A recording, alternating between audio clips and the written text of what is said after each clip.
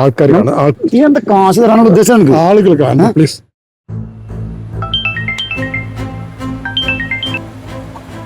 Mary, കുഞ്ഞെ പറ. എനിക്കറിയില്ല, ഞാനിവിടെ നിൽക്കുന്നിടത്ത് എനിക്കൊരു സമാധാനമില്ല. അവരിന്ന് വരുന്ന പറഞ്ഞത്. ഞാൻ എവിടെ നിന്ന് എടുത്ത് കൊടുക്കാനാ പൈസ? എനിക്കറിയില്ല. ഇന്നിപ്പോ രാവിലെ 3 പേര് വന്ന് മടങ്ങിപ്പോയി. എനിക്കതല്ല പേടി, ആ സുനി വരുന്ന ഉയർന്നിട്ട. എന്താ ചെയ്യാന്ന് അറിയില്ല. ഞാൻ വിളിക്കാം. ഓക്കെടാ. തോമസേട്ടാ, എത്ര ചെയ്താ നമ്മൾ ഈ ആഴ്ച? ഈ ആഴ്ച, അടുത്ത ആഴ്ച നോക്കാം നമുക്ക്. എന്താ തോമസേട്ടാ നിങ്ങൾ അങ്ങനെ പറയില്ലേ? ഇവിടെ തന്നെ ഉള്ളു പെൻഡിങ്. എന്റെ കച്ചവടം വളരെ കുറവാണ്, അതുകൊണ്ടാണ്. അവിടെ നിന്ന് എനിക്ക് വല്ലാത്ത പ്രഷറാണ്. എന്താണെന്ന് അറിയാം, ഇവിടെ ഈ സൂപ്പർ മാർക്കറ്റൊക്കെ വന്നിട്ട് എല്ലാ ആൾക്കാരും അങ്ങോട്ടാ പോകും. എന്റെ അവസ്ഥ വളരെ മോശം. ഞാനിപ്പോ ഇത് എന്താ ചെയ്യാന്നറിയില്ല. കട പൂട്ടണോ തുറക്കണോ എന്ന് അറിയാത്തൊരവസ്ഥ. ഈ ആഴ്ച കളക്ഷൻ വളരെ മോശമാണ്. ഞാൻ അടുത്ത ആഴ്ച എന്തെങ്കിലും ചെയ്തുതരാം കേട്ടോ. ഒന്ന് പറഞ്ഞ പോലെ എന്നോടൊന്ന് പറയും. നിങ്ങൾ മാക്സിമം നോക്കി അടുത്ത ആഴ്ച. ഞാൻ ആ പഴയ ടീമിന്റെ അടുത്ത് എടുക്കലില്ല, അപ്പൊ ഇവിടുന്ന് എടുക്കല്. പക്ഷെ ഇവിടുന്ന് പൈസ എനിക്ക് കറക്റ്റായി കൊടുക്കാൻ കഴിയില്ല, അങ്ങനത്തെ പ്രശ്നമുണ്ട്. എന്തായാലും നോക്കട്ടെ, അടുത്ത ആഴ്ച ക്ലിയർ ആക്കണം. ചെയ്യാം.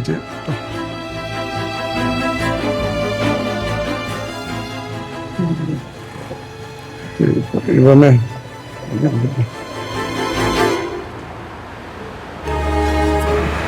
അതെ, നീ എന്താ പൈസ തരാത്ത? നീ എന്താ ഫോൺ എടുക്കാതെ? നീ അത് ചെറിയ കുറച്ച് പ്രശ്നങ്ങൾ. എന്ത് പ്രശ്നം? നീ ഇവിടെ കടയിലുണ്ടെങ്കിൽ നീ ഫോൺ വിളിച്ചാൽ ഫോൺ എടുക്കണില്ലല്ലോ.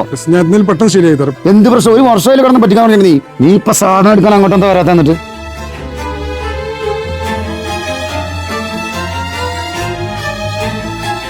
നീ എന്തെങ്കിലും ചെയ്യാൻ ആൾക്കാർ നീ എന്താ കാശ് തരാനുള്ള ഉദ്ദേശം? ആളുകൾ കാണാം പ്ലീസ്. വർഷങ്ങളായിട്ട് ഇവിടെ കച്ചവടം ചെയ്യുന്നുള്ളൂ. എന്റെ മാനം കെടുത്തിട്ട് പ്ലീസ്. കാശ് ഒരു വർഷമായിട്ടാ നീ തരാണ്ടായിട്ട്. ഞാൻ അടുത്ത ആഴ്ച തരാം പ്ലീസ്. നീ കൂടുതൽ വർത്താനം പറയണ്ട. കട കൂടി നീ ആരാ? ഞാൻ ആരോ ആയിക്കോട്ടെ. എന്താണ് എടാ, അവൻ കാശ് തരാണ്ടാ. എന്നും പറഞ്ഞു 4-5 ലക്ഷം രൂപ കാശ് തരാനുള്ളവൻ. ഒരു വർഷമായിട്ട് ഒരു പൈസ ആ പൈസ തന്നിട്ടില്ല. ഞാനൊരു അവധി പറഞ്ഞല്ലോ, ഞാൻ ലാസ്റ്റ് അവധി ചോദിക്കാം പ്ലീസ്. എന്താ അവധി? നിനക്കിനി എന്ത് വിശ്വസിച്ച അവധി തരും ഞാൻ?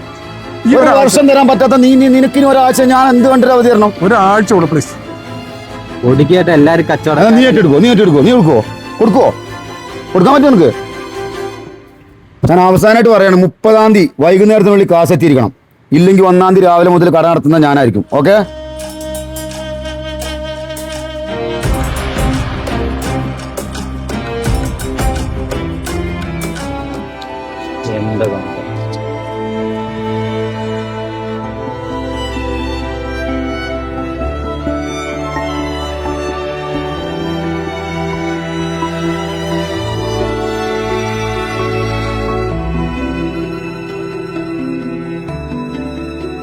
വർഗീസേട്ടന്റെ മോനല്ലേ ജി?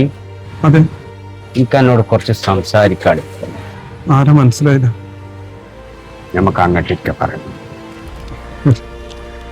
അനക്കിപ്പം ഞാൻ മനസ്സിലാകാൻ കഴിഞ്ഞു. അന്ന് ജി ചെറിയ കുട്ടിയാ. ആ ഒഴിഞ്ഞ തലം കണ്ട ജി, അവിടെയാണ് എൻ്റെ അക്കച്ചൻ്റെ കട. അവിടുത്തെ പണിക്കാരനേനി ഞാൻ. മനസ്സിലായോ?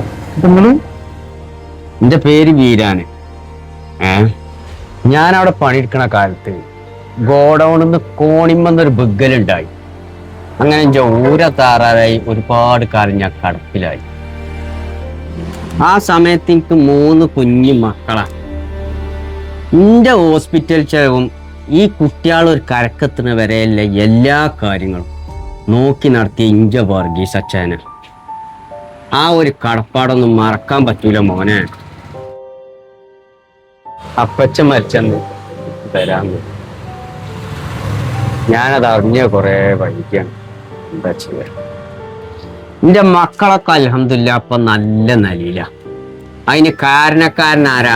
എൻ്റെ അപ്പച്ചനാണ്. എന്റെ മക്കൾ എപ്പോഴും ഇങ്ങോട്ട് പറയും, അപ്പച്ചൻ ഞമ്മക്ക് ചെയ്തു തന്ന സഹായം നമുക്ക് ഒരിക്കലും മറക്കാൻ പറ്റൂല. അതുകൊണ്ട് നിങ്ങൾ അവിടെ ഒന്ന് പോണെന്ന് പറയലിട്ട് കുറെ ദിവസമായി. അതിന് വന്നപ്പോ